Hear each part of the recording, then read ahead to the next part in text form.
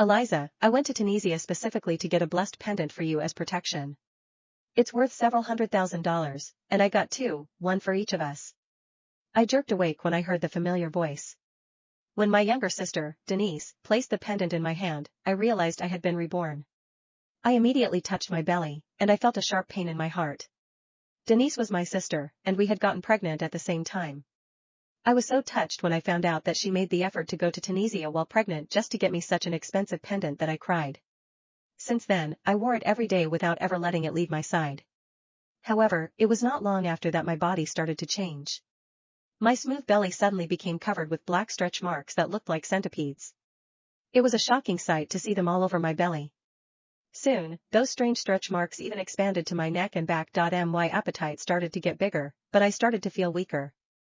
When I went into labor, I was haggard and skinny, while my belly had become so black that it looked like it had been dipped in ink, making it look chillingly eerie. As for Denise, she started out looking frail in her early stages of pregnancy, but she started to become healthier each day. Her belly was big and round, and her skin was smooth and bouncy. Coincidentally, our due date was on the same day. However, I gave birth to a dead fetus that was grotesquely contorted and black all over, while Denise gave birth to a chubby, healthy boy. My husband, Simon Fuller, thought that I was a curse to his son and family and that I was the cause of our baby's death. While I was still feeling weak from labor, Denise convinced Simon to send me to Tunisia overnight.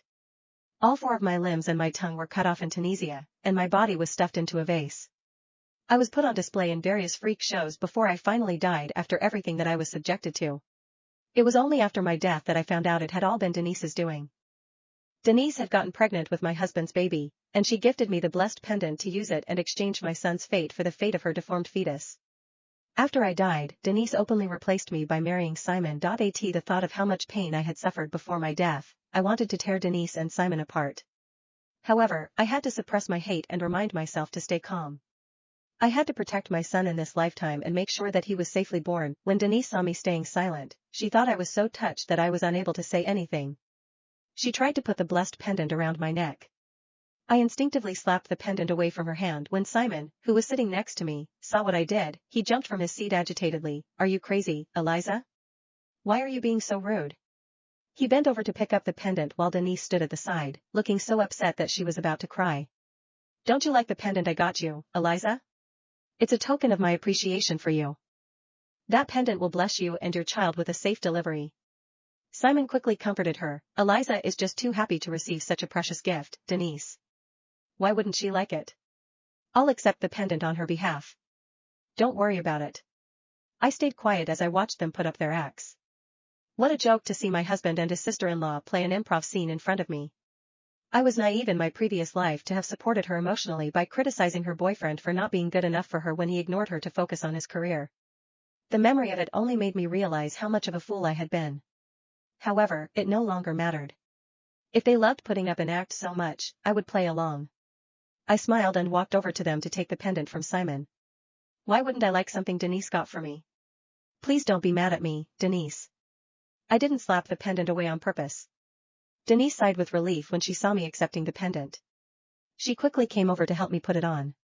"This blessed pendant really works, Eliza. You can't take it off after you put it on. Simon, you need to make sure Eliza remembers to wear it all the time. She can't take it off. It's the only way to ensure that mother and baby are safe and sound." He quickly agreed to it.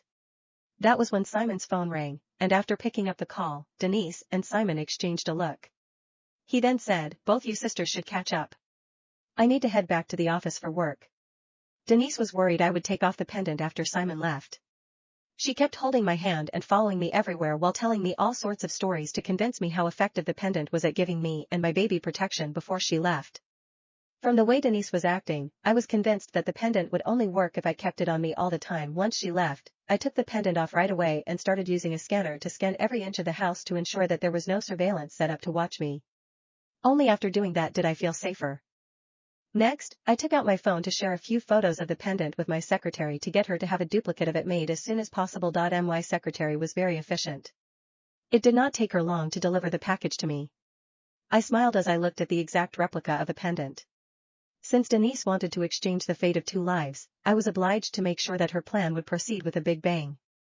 I left the house after placing both pendants into my bag. Now that I had been reborn into this lifetime, my main mission was to ensure that my son was born strong and healthy. I headed to the most expensive and safest maternity hospital in the city for a full body checkup. I finally stopped worrying only after the doctor told me that the baby in my belly was healthy. After that, I headed to my grandmother's house, and I put the pendant around the pregnant sow that my grandmother was raising.